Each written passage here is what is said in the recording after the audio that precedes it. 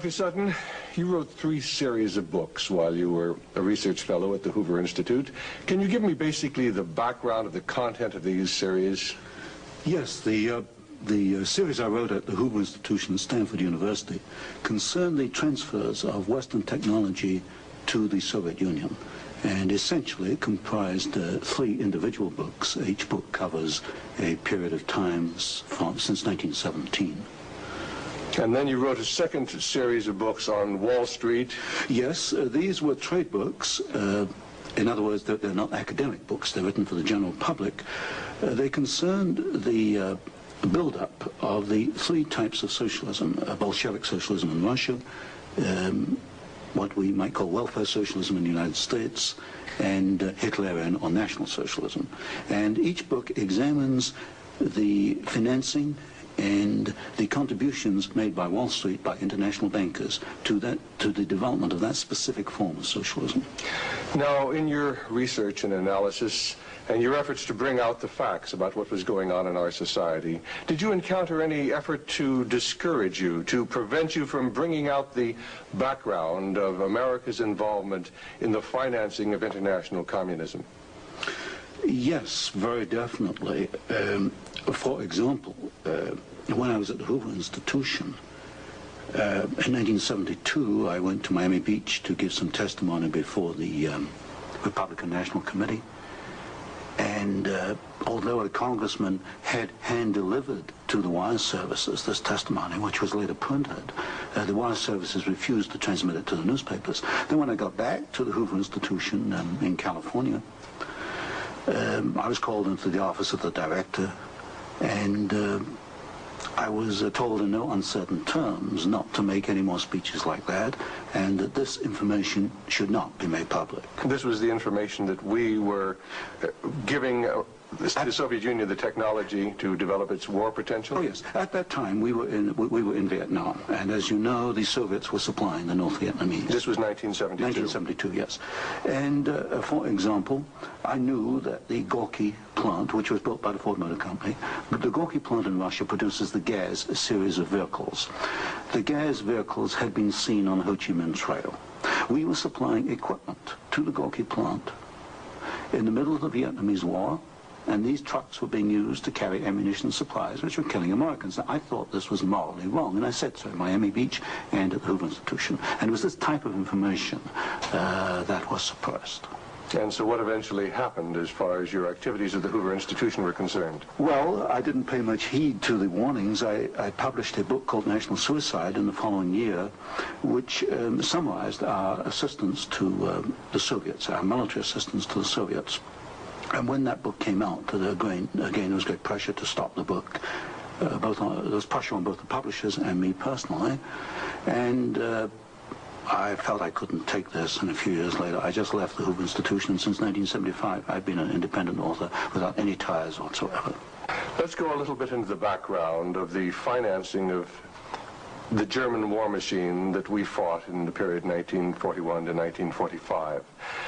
Could we start, first of all, with the original financing of Hitler between 1922 and 1923, when he was first making his effort to come into prominence in Germany? The original financing of Hitler, that's in the years 1922, came only partly from Germany. One of the most prominent Americans concerned with financing Hitler was Henry Ford. In fact, Henry Ford received a medal in 1938 for his assistance to the early Nazi Party. Then, of course, Hitler had his attempted push in 1923. He went to jail, and then would begin another era in the rise of Hitler. Right, and of course, he eventually came to power in 1933 by the electoral process. What about the financing of Hitler's electoral activities in 1933? This I can trace. I have traced it very exactly. I discovered amongst the Nuremberg records a series of bank transfer slips to the Delbrück-Schickler Bank in Berlin to an account which was under the control of Rudolf Hess. And this was the fund that was used to finance Hitler's access to power in March 1973.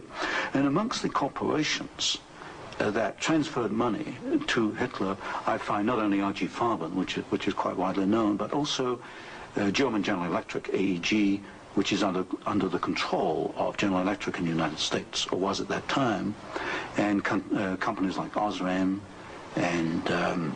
Now, what was the tie-in between Osram and General Electric? The tie-in was a share tie-in. International General Electric in the United States had controlling interest in German General Electric, and also through share interlocks, a controlling interest in Osram in Germany. So then we have Ford and we have General Electric helping to finance Adolf Hitler's rise to power. Were any other large American corporations involved? Very definitely. Standard Oil, through its technical association with IG Farben, for example, Germany could not have gone to war in 1939 without tetraethyl. You need tetraethyl to raise the octane value of aviation gasoline. Germany had no means of doing that. This was developed in the ethyl laboratories in the United States and transferred to the Germans. Standard Oil came up with the hydrogenation idea, which was very essential for Germany in the 1930s, because to raise the quality of its gasoline for aviation purposes. This was transferred to the Nazis. And ITT, for example, International Telephone and Telegraph, was very intimately associated with the Nazis through Dr. Schroeder, who was head of the ITT subsidiaries in Germany.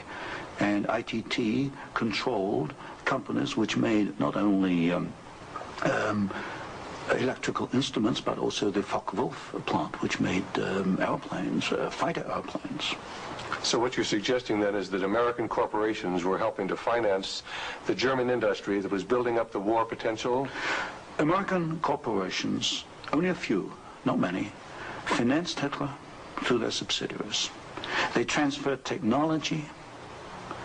They transferred material assistance, for example, stocks of tetraethyl before the Germans could manufacture it under the joint manufacturing agreement with the United States. And also they financed this. For example, Standard Oil financed in 1933 the development of the gasoline industry in Germany, which was needed to fight World War II. And that's a very interesting point. Could you go a little bit into the background of where Germany got its oil to fight the Second World War? Because certainly Germany doesn't have oil resources. Germany does not have oil resources, that's true. It used in World War II synthetic oil, which it got from coal. And the basic technical processes for the development of oil from coal came from the United States, from essentially from the Standard Oil laboratories, which had this technical assistance agreement with IG Farben. And of course IG Farben contributed something like 60% of the explosives needed by the German Wehrmacht, probably about 40–50% of the gasoline needed by the Wehrmacht and by the German Air Force, the Luftwaffe. And was there a definite interlock between IG Farben and Standard Oil? The interlock was at the technical level, the exchange of patents. It was through a financial technical assistance agreement. There were other interlocks with the United States through a subsidiary, IG Farben, in the United States. But with Standard Oil, the interlocks were at the technical and financial level. And is it a fact, it's been stated, that there were members of the board of directors of Standard Oil who were also on the board of directors of American IG Farben? Yes, Walter Teagle is one name that comes to mind. And there were several directors. Was there an interlock with Ford between IG Farben and American IG Farben and the Ford Motor Company? Not that I can recall, not offhand. Not offhand. So basically what we're seeing then is American industry helping to provide the technology, helping to provide the finance, helping to provide the material that is going to allow Hitler to create his war machine.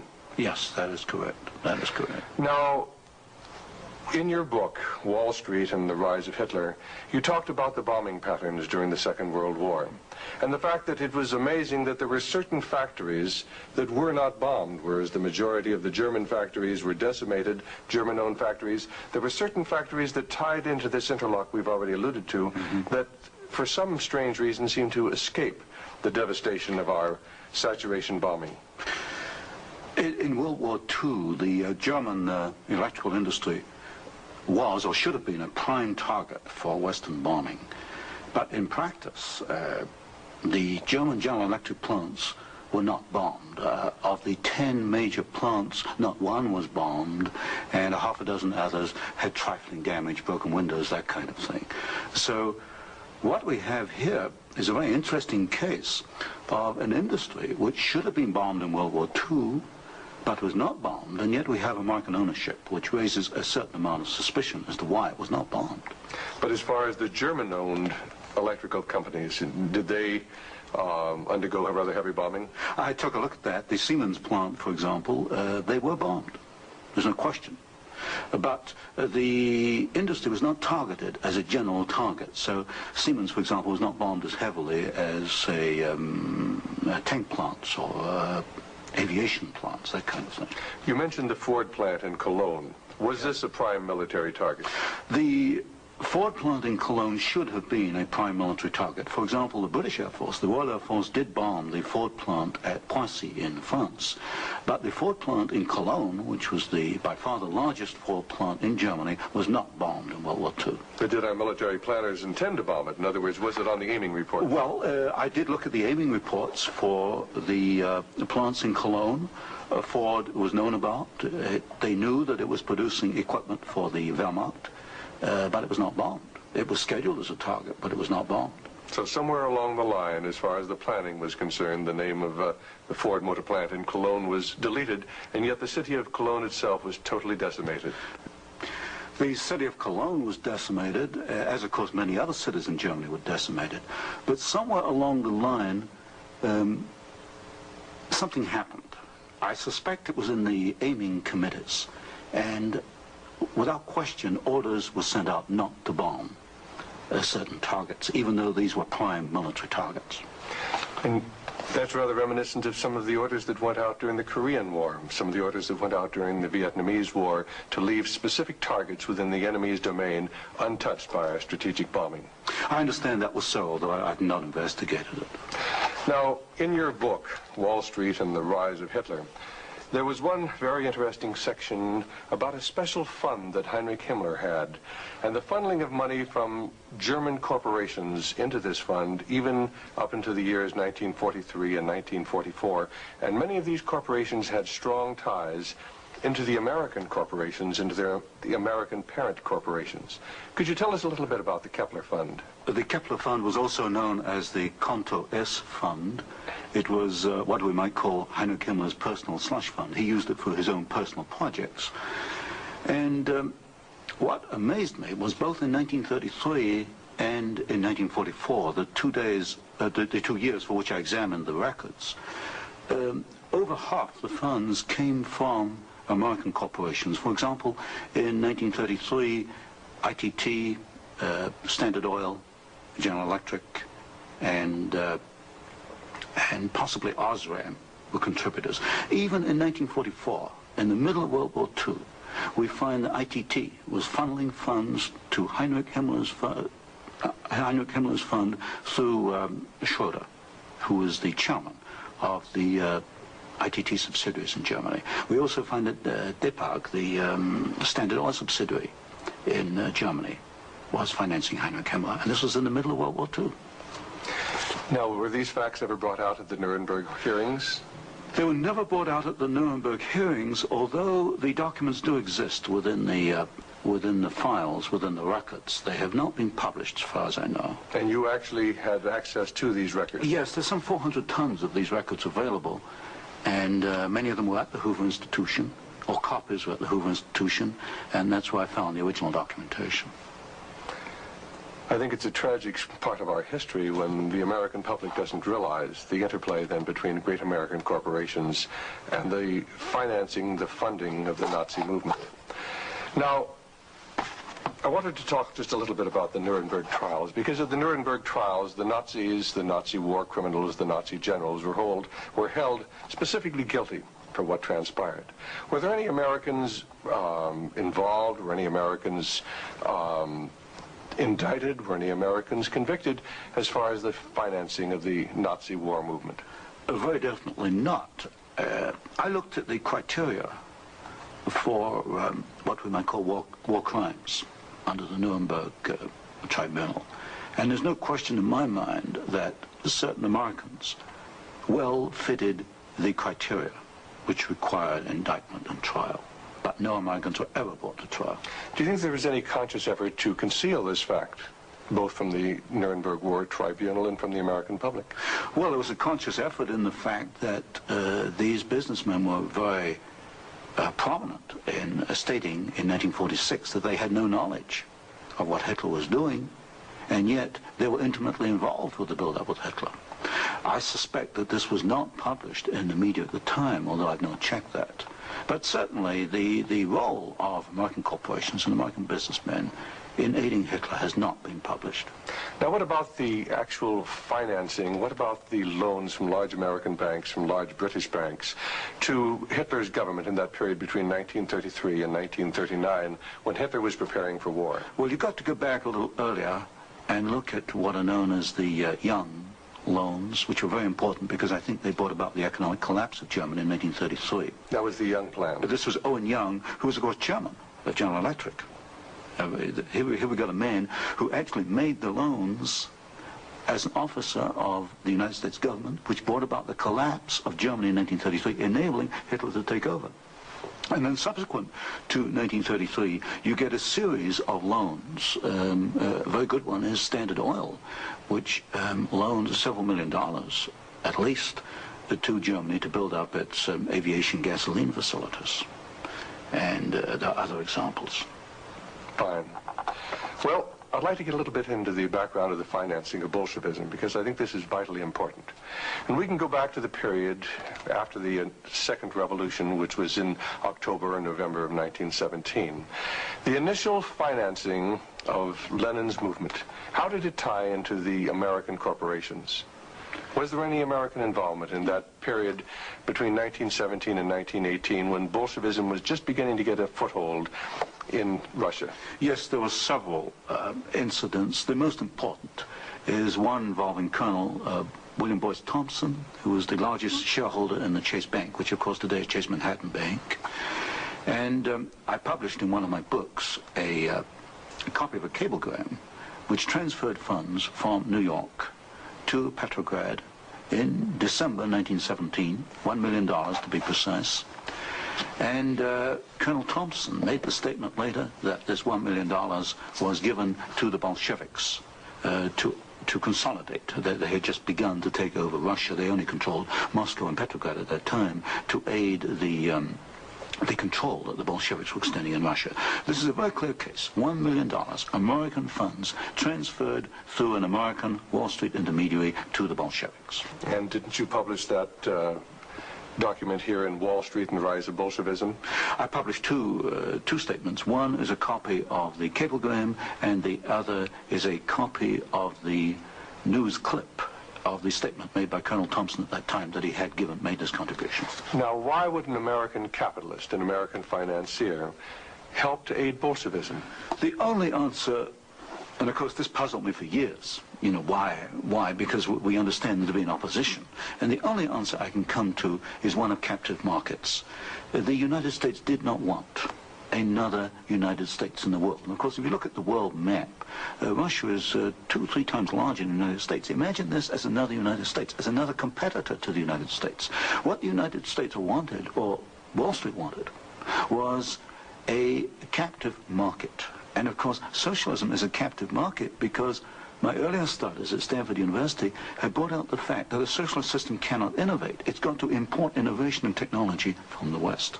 And so I think the aim behind this was to encourage the development of Marxism and other types of socialism, because this would give these Wall Street bankers control of a world market, a captive market. At the end of the First World War, Russia was devastated by famine, and America sent a relief mission. It was the Hoover mission.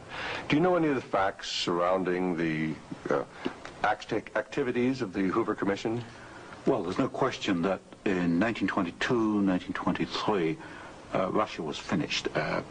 Industrial output was perhaps 8 or 10%. of 1913 figures, and people were starving by the hundreds of thousands. And the Hoover mission was organized, of course, to send aid to Russia. But most of the aid went to the Bolsheviks, who controlled really quite a small part of Russia at that time. Only a very small part of the aid went to the White Russians or to the Far East.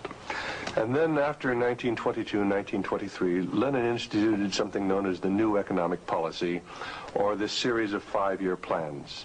Can you tell us about the 5-year plans and the part that the major American corporations, major world corporations, played in building up the Soviet Union? Well, there are two separate phases here. The new economic policy was started in 1923 by Lenin, and I found, and I published this in my first book from Stanford, that every single Russian industry was rebuilt or restarted by foreign corporations, mostly German, British, French, and American. By 1928, Russia was back to approximately its 1913 in industrial output. And at that point, she began to think of these grandiose 5-year plans. And in 1928, Gosplan, which is the Russian government planning commission, actually designed an initial 5-year plan, but this was thrown out, it was inadequate, and American corporations were were brought into Russia. And the first 5-year plan and the second 5-year plan were actually designed in the United States by American corporations. And what were these corporations? Which ones specifically were involved? The design of the first 5-year plan was by a corporation probably not known to most Americans, Albert Kahn. But Albert Kahn was the foremost industrial architect in the United States. And Albert Kahn laid out the basics of the first 5-year plan for the Soviets. And then we find, again, the same corporations involved with the construction of the plants. International General Electric, certainly, DuPont, Ford Motor, Hercules Motor, Curtiss-Wright in aircraft engines, and even some corporations which today were forgotten about, like Vultee and Chance Vought. These were aircraft manufacturers at that time. And so American corporations came in and they built the first 5-year plan. But what was important, the Soviets then copied these plans, and this accounts for the tremendous Russian output. They took this initial equipment and they multiplied it, they copied it by the 100. Now, how about Ford Motor Company? Did they play a part in the building up of the Soviet potential? Very definitely. Ford Motor Company built the Gorky plant, and the Gorky plant produces the GAZ series of vehicles, that's GAZ, and these are trucks and some automobiles. And right from the early 1930s, you find that the GAZ plant has had military potential, and Ford knew that when it went in and built the Gorky plant. And we know it because I found statements to this effect within the State Department files. Sometimes we hear the name Averell Harriman. Did he play a part in building up the Soviet technology? Very definitely. In fact, Averell Harriman came out of the Soviet Union financially at a profit. He took over the Georgian manganese concession in the early 1920s. Got this back on his feet for the Soviets, and manganese became a prime export for the Soviets, and so they were able to sell this abroad, get foreign exchange, which financed their industrialization. And then they bought out Harriman about 1929, and Averell Harriman received as compensation $1 million more than he put in the first place. How about Armand Hammer of Occidental Petroleum? Armand Hammer is a very interesting example. Armand Hammer received the first foreign concession in 1922. In asbestos in the Ural Mountains. And he also conducted for the Soviets a number of other enterprises, right down to pens and pencil manufacturing, for example. But Armand Hammer is interesting because his father, although Armand Hammer today is chairman of Occidental Petroleum Corporation, his father was Julius Hammer, who in 1919 was Secretary General of the Communist Party USA, which emphasizes the argument I make throughout my books, that at the top level, there's no difference between your top communists and your top capitalists. They interlink. You've got Armand Hammer, chairman of Occidental Petroleum. His father was Secretary of the Communist Party USA in 1919. So it's basically a power grab. It's a power grab, an international power grab. Now, during the Second World War, why, Russia was pretty well decimated once again by German forces. What part did the American Lend-Lease program play in building up Russia's industrial capacity after the Second World War? Well, Lend-Lease built up Russia's capacity, modernized it, and expanded it during World War II. And there was some continuation all the way through perhaps to 1948, 1949. There was a program after Lend-Lease, which was supposed to be restricted to foodstuffs and industrial materials, but in effect, I checked the records in the warehouses in Suitland, Maryland, I find that even after World War II, and this was against the intent of Congress, I suspect, there was a massive transfer of the latest industrial equipment to the Soviet Union under the so-called Lend-Lease program.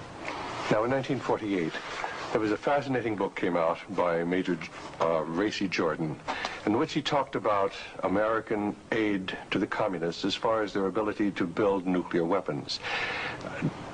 Did you ever have an opportunity of verifying the facts that we had given them the heavy water, we'd given them the wherewithal to build their atomic weapons?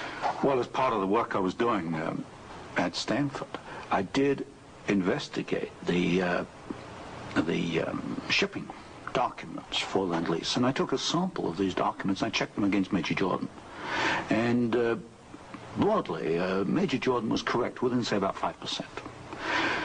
And Major Jordan, of course, made the charge that we had shipped materials to the Soviets, 1944 and 1945, which were later used in their atomic program. There is no doubt he is correct. We shipped heavy water, which is essential, but we shipped other items which are perhaps less obvious to the layman. We shipped, for example, aluminum tubes, and aluminum tubes are essential for atomic energy development. We shipped graphite, and graphite is another essential component. So generally, as far as I could check, and I checked the original government Lend-Lease document, General Major Jordan was correct. Now, as the years have gone by, of course, we see a growing Soviet nuclear threat. The Soviets now have MIRV missiles. Mm-hmm. Can you get a little of the background on how the Soviet Union, which really didn't have the technology to develop those MIRV missiles that threaten our cities today, how were they able to develop the MIRV capacity? Well, you've got to go back and look at how the Russians were able to develop a rocket, space technology anyway. What they did after World War II was American forces were held back for a while the Soviets occupied East Germany. They stripped East Germany. They took back the latest of the V-2 rocket technology from Peenemünde and other places. And the V-2 became the basis of the Russian space technology. Now, if you skip the intervening years, you will find when you come to the early 1970s that the Russians did not have the capability to MIRV their missiles. And in particular, they lacked the ability to produce the very precision, micro-miniature ball bearings that are needed for the control systems. There was only one company in the world, Bryant, Chuck and Grinder, which could make the machinery which machines the races within which these ball bearings run. And without those races, you just cannot make MIRV missiles in any quantity. You can make one off, but not in quantity. Bryant, Chuck and Grinder was allowed to ship to the Soviet Union 45 of these machines at a time when we only had 33 in the United States. But wasn't there any objection to doing this? I objected at Miami Beach in 1972. Other people objected, but the objections were squashed. And predominantly at fault here is Henry Kissinger and the incoming administration, the incoming Nixon administration. This was known, I'm sure it was known in DOD. If I knew it, then certainly DOD knew it. But the objections were squashed, and there was suppression of the information. And so once again we see America building up the military capacity, the nuclear threat from the Soviet Union. Well, this goes, when you talk about MIRVing of missiles, you're talking about a quantum jump in your military technology. Now, I'm not a military man, but to me, the ability to do that is a massive leap forward, and we enabled them to do it, and we did it knowingly and deliberately. During the Vietnamese War, the Soviet Union and the Eastern European satellites were the primary suppliers of war materials to the North Vietnamese who were killing American boys in South Vietnam. Would you comment on our aid and trade with the Soviet Union and with the Eastern European satellites during that period of time? Well, there's no question that the Soviets were the prime suppliers of military equipment and suppliers to the North Vietnamese. Let me give you an example.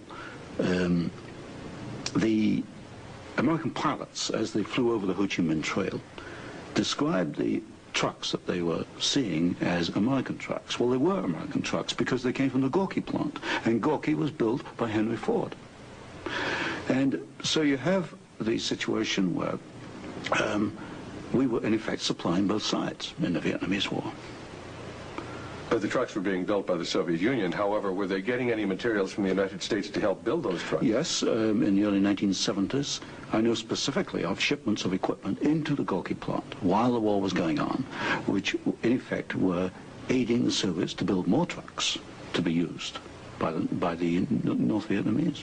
How about loans? Was America extending loans to the Soviet Union during this period when they were the primary financiers of the North Vietnamese? Yes, beginning about 1970, there was a massive grant of loans to the Soviet Union. I'd say by about 1976, it must have totaled perhaps $40 billion outstanding. And so this, of course, these loans were used to enable the Soviet Union to purchase industrial equipment in the United States, and this industrial equipment was used to manufacture, in part, military supplies which were used against us in Vietnam. How about Russian shipping that was being used to ferry supplies to North Vietnam? Shipping is a very interesting example because the Soviets published a shipping register, about 6,000 ships, and I analyzed every one of these ships, both the origin of the technology of the ship itself, the hull, and the engine. Most of them are marine diesel engines. And I find that 60% of the Soviet merchant marine, which of course has military usefulness, 60% was built aboard. Only 40% in the Soviet Union, and that largely to Western design. But when you come to marine diesel engines, you find something really fascinating. You find that 80% of the marine diesel engines in Soviet merchant ships are Western engines, Burmeister and Wain of Copenhagen, Sulzer of Switzerland, Fiat of Italy, because that name has come up before. But the other 20% of marine diesel engines built in the Soviet Union are built to Western design under technical assistance contracts from Sulzer and Burmeister and Wain. So in effect, there could be no Soviet merchant marine without assistance from the West. How about the building of the Kama River plant? Kama River was built in the late 1960s, early 1970s. The basic design contract was let to the Italian firm of Fiat. Giovanni Agnelli is the chairman of the board. And this is important because Agnelli is tied in with Chase Manhattan Bank. He's on the International Advisory Committee of Chase Manhattan. What caught my attention was that Fiat does not manufacture automobile manufacturing equipment. All the Fiat plants in Italy contain American equipment. And what I found was that the equipment was coming, perhaps about 60–70% of it, from the United States, from major automobile equipment suppliers in the United States. I think it was known as the Fiat plant as a cover to perhaps divert attention from the fact that during the Vietnamese War, we were building the largest plant in the world. It covers 36 square miles. We were building for the Soviets, with American equipment, the largest plant in the world. And so it was called the Italian Fiat plant, and I think this was a blind. And so they were building their trucks and armored personnel carriers and other things that could be used then for warfare in South Vietnam? We knew that the Kama plant had military potential. In 1972, I wrote it in National Suicide. I said as much in Miami Beach in 1972. This plant has military potential. It can produce military vehicles. We knew it. And of course today in Afghanistan we find that the Kama vehicles that are there in Afghanistan today from the Kama plant built by American and Italian companies.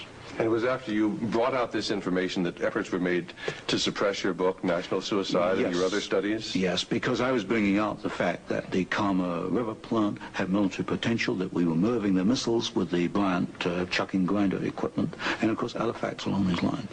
And what sort of pressure was brought to bear upon you? What sort of pressure was brought to bear upon the publisher of your book, National Suicide? There was pressure on the publisher to prevent publication, to stop publication. He refused to do so. There's pressure brought upon me first to withdraw the book, and then a rather deceitful sort of pressure. It was claimed at the Hoover Institution that I had plagiarized Volume 3 of my Western Technology series, which was being published by Stanford University. Well, firstly, I challenged them to point out the plagiarization, and nobody could find even 2 sentences that matched up. But then I pointed out that I cannot plagiarize my own work. I hold the copyright on both books, and nowhere in the world can I plagiarize myself. That's a logical impossibility.